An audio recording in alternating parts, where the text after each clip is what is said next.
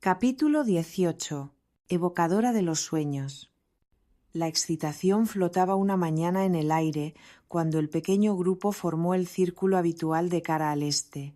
Un indicio de color apenas indicaba la llegada del alba. Mujer Espíritu se situó en el centro y reemplazó al anciano de la tribu, que había concluido su parte de la adoración matutina. Mujer Espíritu y yo teníamos físicamente muchas cosas en común. Ella era la única mujer aborigen de toda la tribu que pesaba más de 55 kilos. Yo estaba convencida de que perdía peso caminando con aquel intenso calor y haciendo una sola comida por día. Había acumulado el suficiente tejido adiposo en todo mi cuerpo como para alegrarme ante la idea de la grasa disolviéndose y cayendo en gotas sobre mis huellas en la arena. En el centro de nuestro semicírculo, Mujer Espíritu alzó las manos por encima de la cabeza para ofrecer su talento al invisible público celeste. Se brindaba como medio de expresión por si aquel día la divina unidad deseaba actuar a través suyo. Ella deseaba compartir su talento conmigo, la mutante adoptada en aquel walkabout. Al concluir la petición, dio las gracias con tono alto y enfático. El resto del grupo se unió a ella, gritando su gratitud por los dones del día aún no manifestados.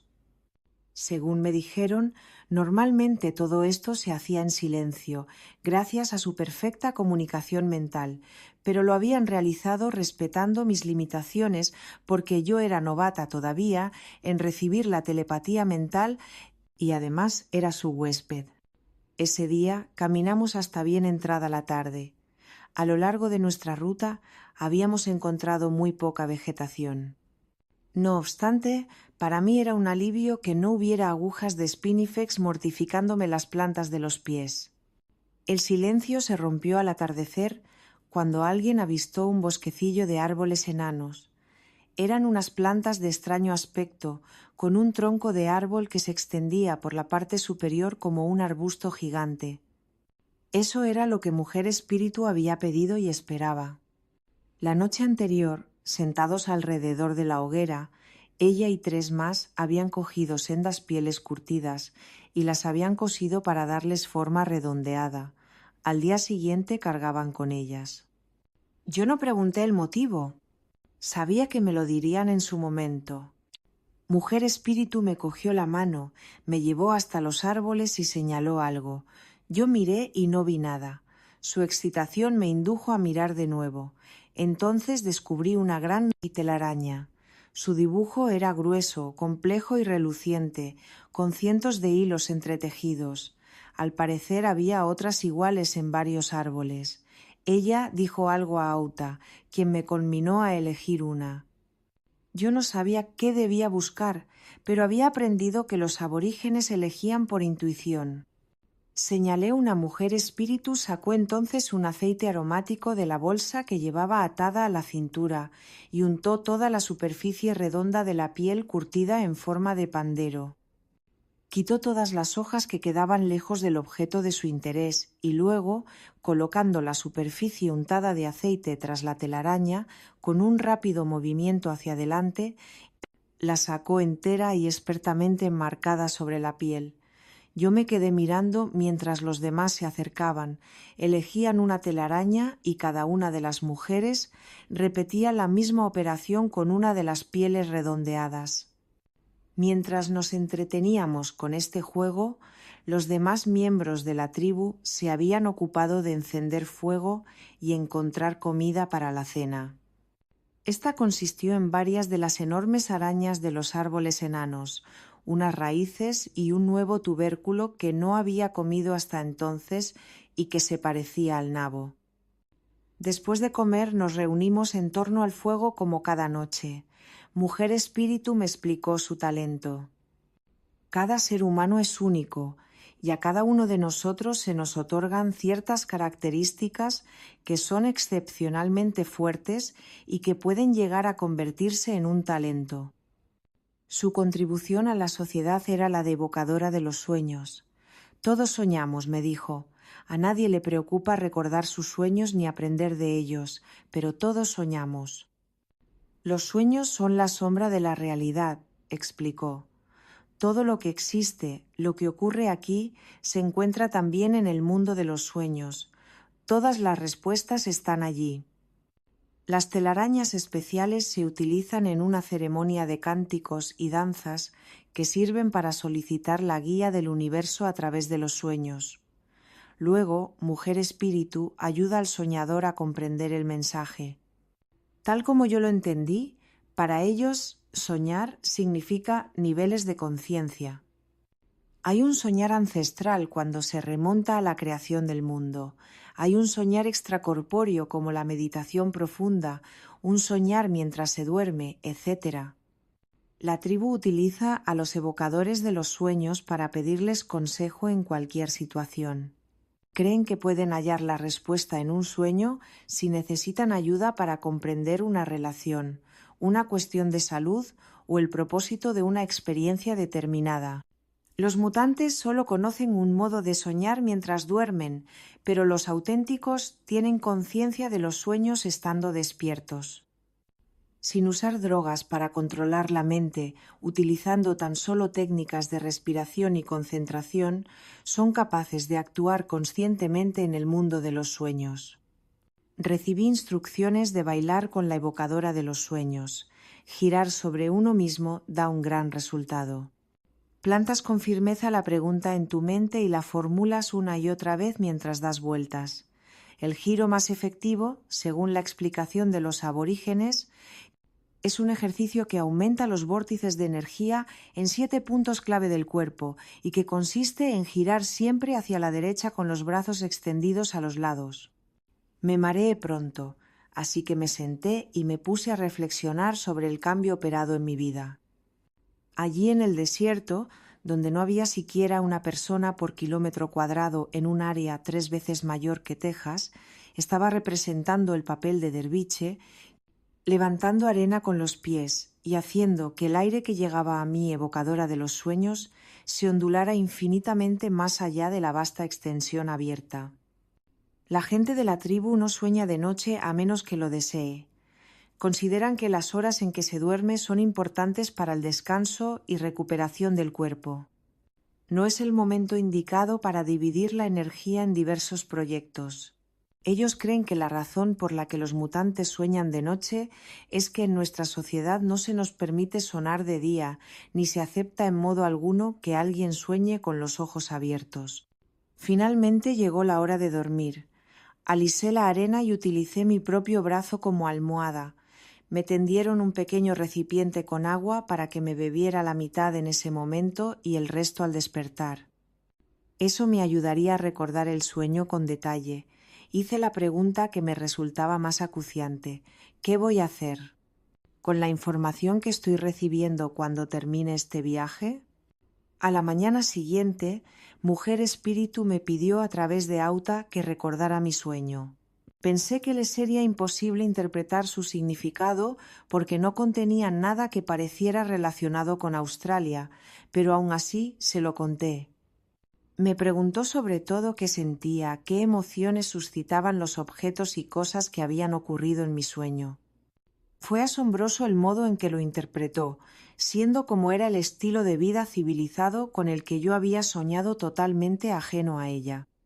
Llegué así a comprender que habría ciertas tormentas en mi vida, que dejaría de lado personas y cosas en las que había invertido mucho tiempo y energía, pero entonces sabría lo que era sentirse un ser equilibrado y tranquilo, y podría evocar esa emoción en cualquier momento en que la necesitara o deseara.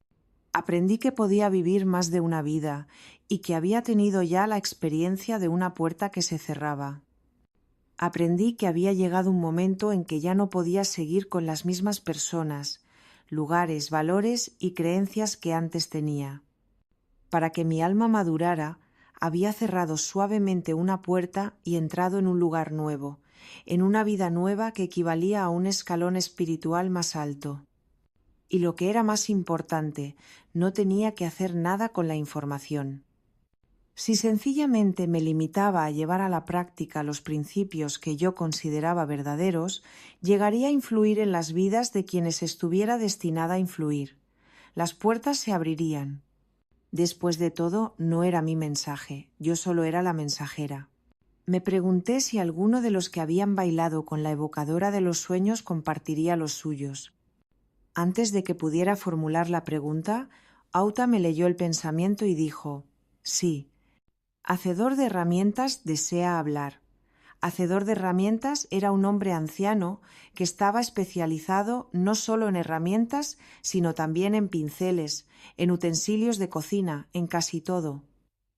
Él había pedido consejo sobre dolores musculares.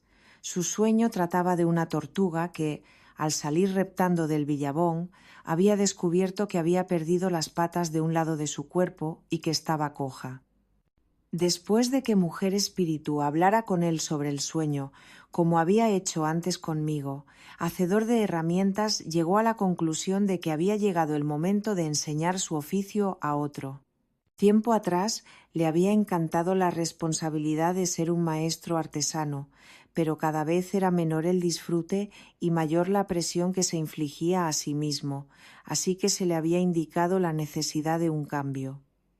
Perdido el equilibrio entre trabajo y diversión, se había convertido en un ser descentrado. En los días que siguieron le vi enseñar a otros.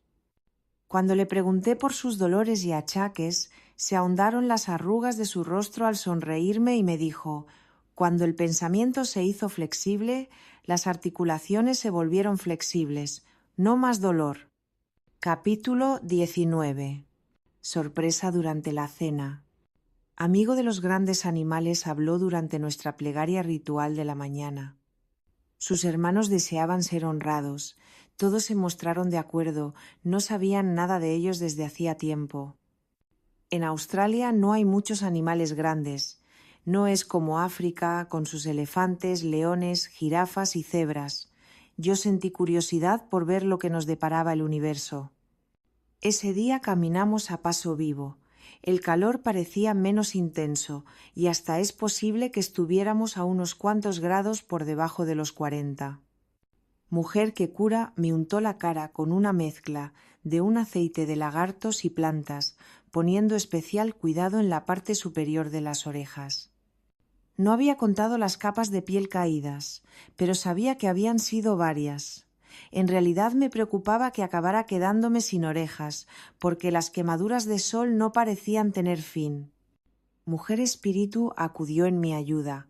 La tribu convocó una reunión para resolver el problema y, a pesar de que mi situación era extraña para ellos, rápidamente encontraron la solución. Se construyó un artefacto que se parecía a las antiguas orejeras para el invierno. Mujer Espíritu tomó un ligamento de animal. Lo ató formando un círculo, y Maestra en costura le cosió plumas en derredor. El artefacto en cuestión, que me colgaron sobre las orejas, unido al ungüento, me produjo un maravilloso alivio. El día resultó divertido. Jugamos a las adivinanzas mientras viajábamos. Se turnaban para imitar animales y reptiles o para representar acontecimientos pasados, y nosotros intentábamos adivinar qué era. Hubo risas durante todo el día. Las huellas de mis compañeros de viaje ya no parecían marcas de viruela en la arena. Empezaba a distinguir las leves variaciones características del porte peculiar de cada uno. Cuando empezó a oscurecer, observé la llanura distante en busca de vegetación. El color de la tierra frente a nosotros variaba del beige a distintos tonos de verde. Vi también unos árboles cuando nos acercamos a un nuevo terreno.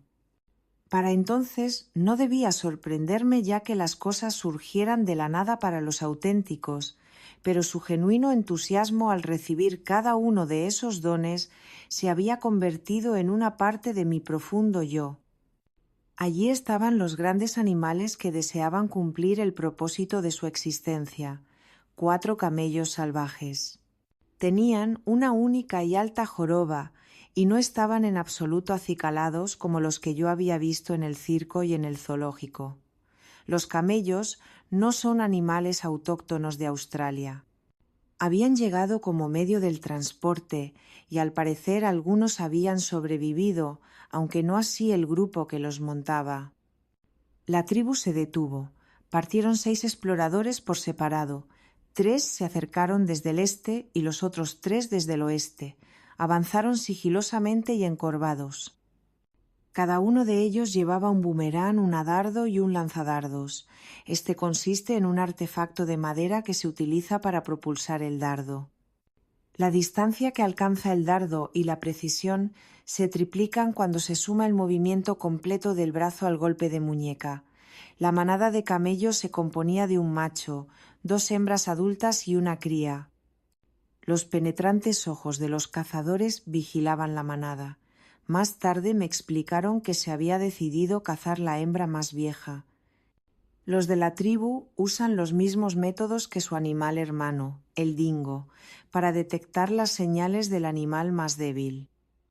Su deseo de cumplir ese día el propósito de su existencia y dejar a los fuertes para que perpetúen la especie parece llamar a los cazadores. Sin intercambiar palabras ni señas con las manos que yo pudiera observar, se produjo el rápido ataque con una total coordinación. Un dardo certero dio en la frente de la camella y otro se clavó simultáneamente en su pecho, causándole la muerte instantánea. Los 3 camellos restantes se alejaron al galope y el sonido de sus pezuñas se desvaneció en la distancia. Preparamos un profundo agujero y cubrimos el fondo y los lados con varias capas de hierba seca. Cuchillo en mano, amigo de los grandes animales, rajó el vientre de la camella como si accionara una cremallera. Brotó una bolsa de aire caliente, y con ella el fuerte y cálido olor a sangre. Se sacaron los órganos uno a uno, dejando aparte el corazón y el hígado. Estos 2 órganos eran muy apreciados por la tribu debido a las propiedades de fuerza y resistencia que contienen. Como científica, yo sabía que eran una increíble fuente de hierro para una dieta que era irregular e impredecible en nutrientes. La sangre se vertió en un recipiente especial que llevaba al cuello la joven aprendiza de mujer que cura. Las pezuñas se guardaron. Me dijeron que tenían múltiples usos. Yo no imaginé cuáles podrían ser. «Mutante, esta camella llegó a ser adulta por ti», gritó uno de los carniceros y levantó en alto la enorme bolsa acuosa de la vejiga.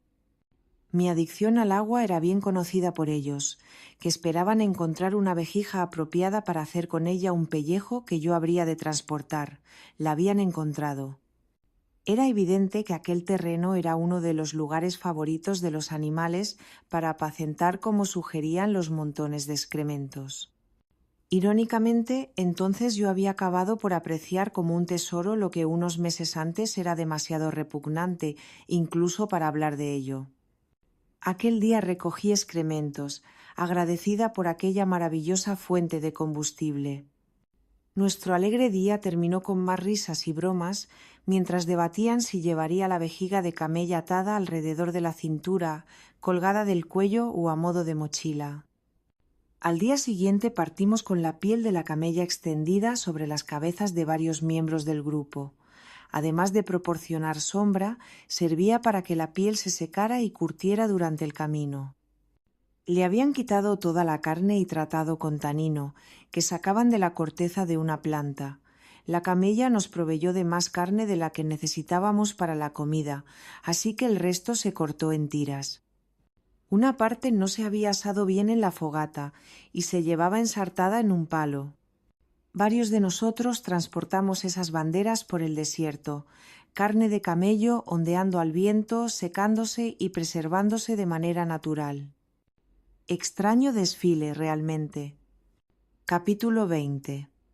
Dulce de hormigas. Por todas y cada una de las células de mi piel corría en riachuelos por los pliegues de mi cuerpo hasta mojarme los muslos cuando se rozaban al andar. Hasta los empeines de los pies me sudaban. Jamás había visto cosa igual. Eso quería decir que habían perdido la comodidad de los 40 grados y que estábamos sufriendo temperaturas altísimas. También las plantas de mis pies soportaban una extraña transformación. Tenía ampollas desde los dedos hasta el talón, de lado a lado, pero las ampollas se habían formado bajo la superficie de ampollas anteriores.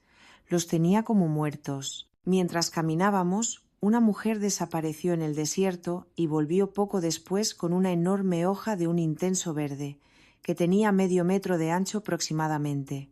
Yo no vi planta alguna por los alrededores de la que pudiera proceder aquella hoja nueva y sana.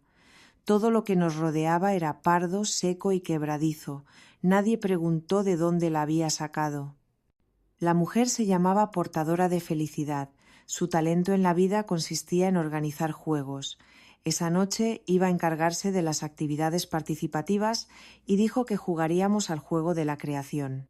Tropezamos con un hormiguero de grandes hormigas, probablemente de 2,5 centímetros de longitud, con un extraño centro dilatado. «Te va a encantar su sabor», me dijeron. Las criaturas iban a ser honradas como parte de nuestra comida. Son una variedad de la hormiga de miel, cuyos vientres dilatados contienen una sustancia dulce de un sabor parecido al de la miel.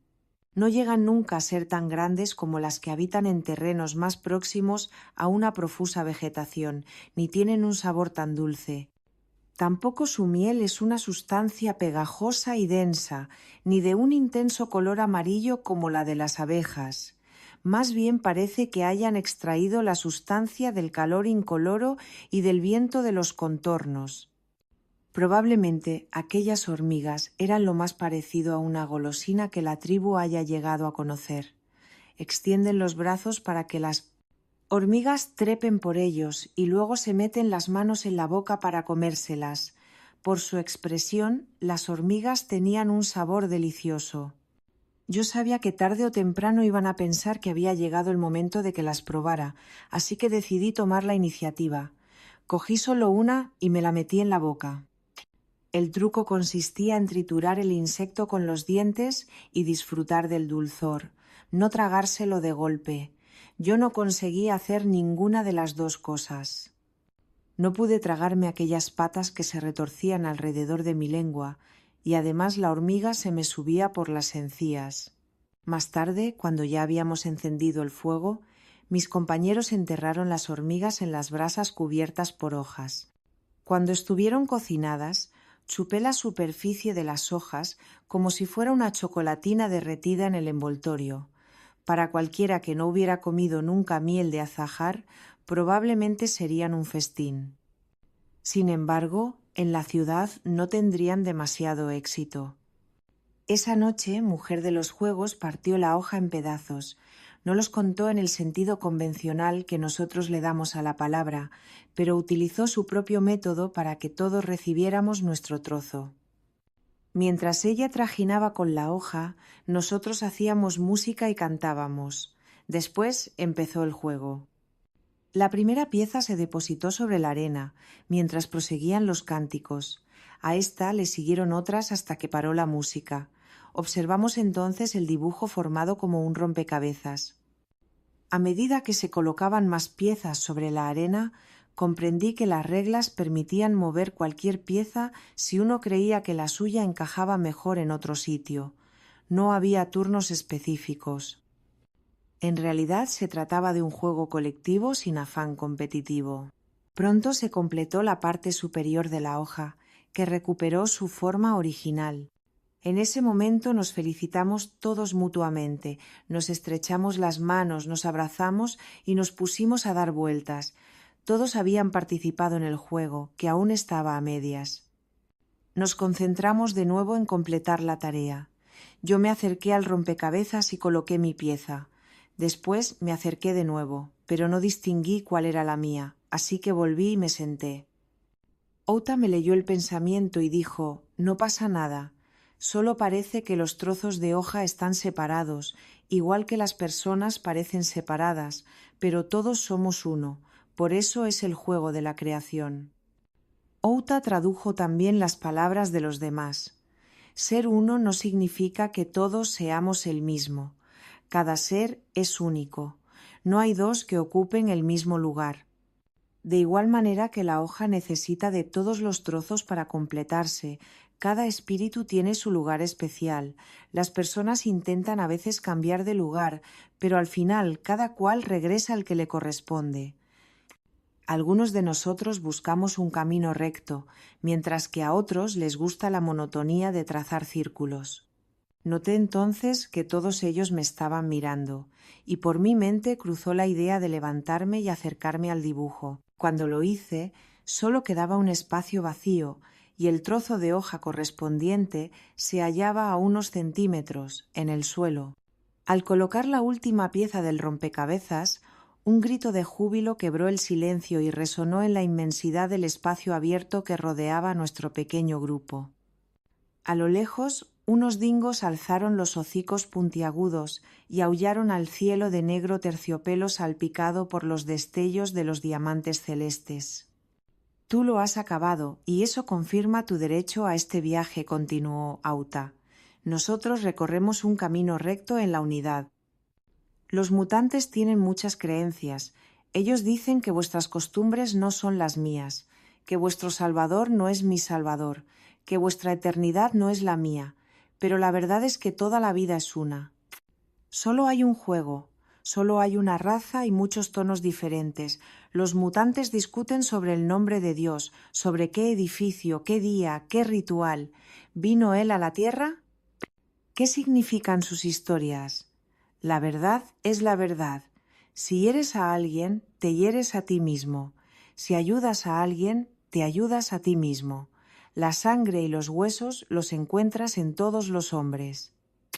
En lo que difieren es en el corazón y la intención. Los mutantes piensan solo en los 100 años inmediatos, en sí mismos, separados unos de otros. Los auténticos pensamos en la eternidad.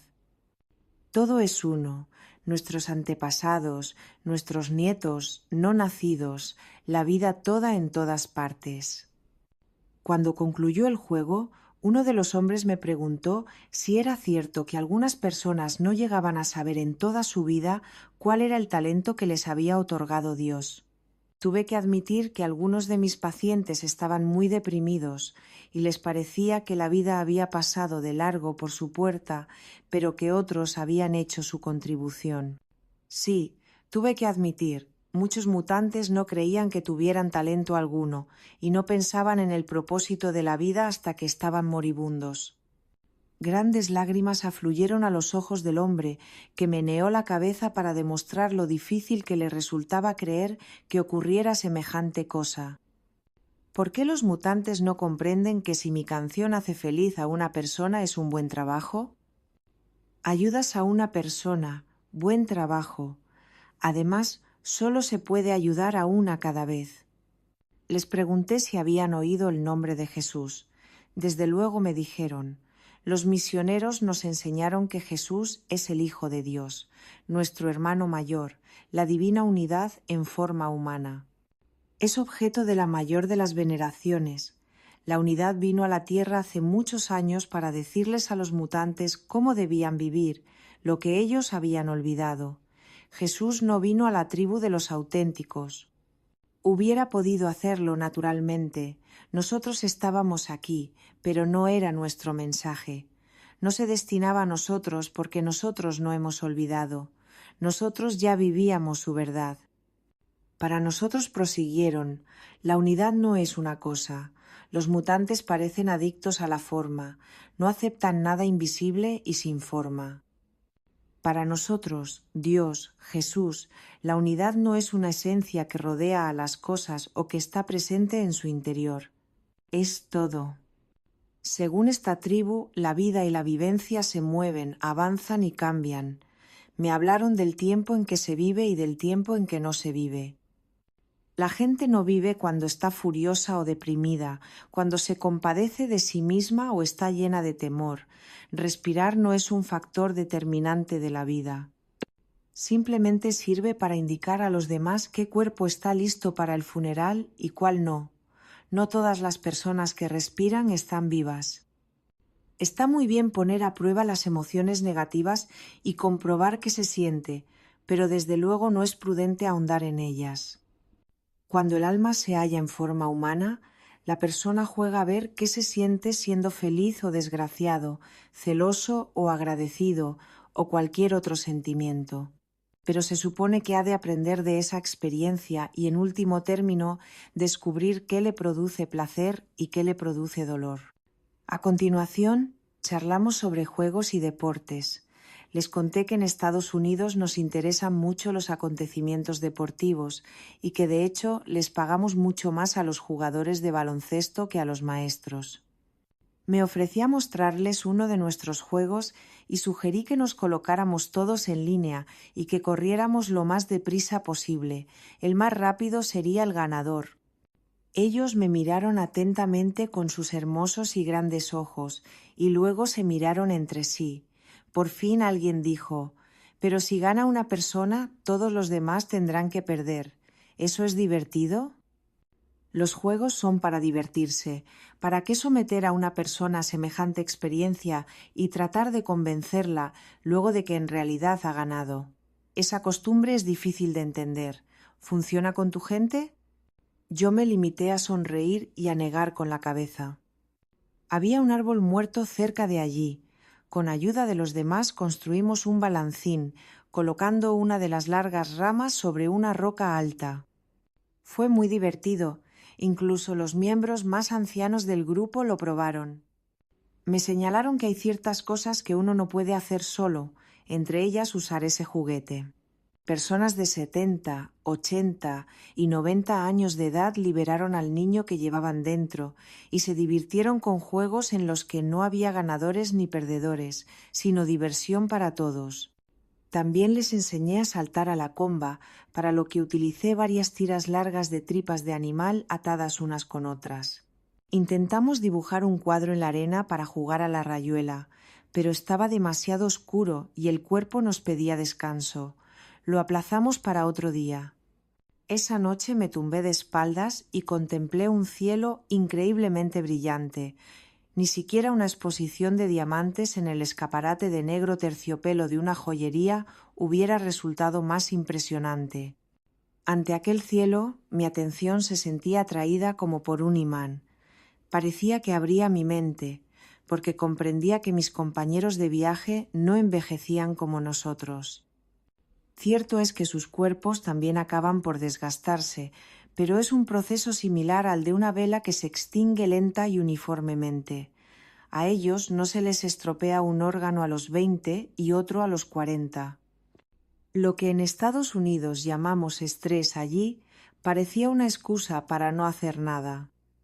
Por fin mi cuerpo empezaba a enfriarse. Aquel aprendizaje llevaba consigo muchos litros de sudor, pero era sin duda un método de instrucción muy eficaz. ¿Cómo iba a compartir con mi sociedad lo que estaba aprendiendo allí? Tenía que prepararme para el hecho de que nadie querría creerme. A la gente le resultaría difícil creer en este estilo de vida. Pero por alguna razón, yo sabía que la importancia de cuidar la salud física iba unida a la auténtica curación de los seres humanos, la curación de su existencia eterna herida, sangrante y enferma. Miré fijamente al cielo y me pregunté: ¿cómo? Fin del capítulo. En estos capítulos, la protagonista descubre que el alma también habla en silencio, en símbolos, en dulces hechos de hormigas. Sí, incluso lo más raro puede ser sagrado si lo miras con el corazón abierto. ¿Qué sueños guían tus pasos cuando todo parece incierto? ¿Qué sorpresas te ha regalado la vida cuando creías que nada iba a cambiar? Si llegaste hasta aquí, esto no es casualidad.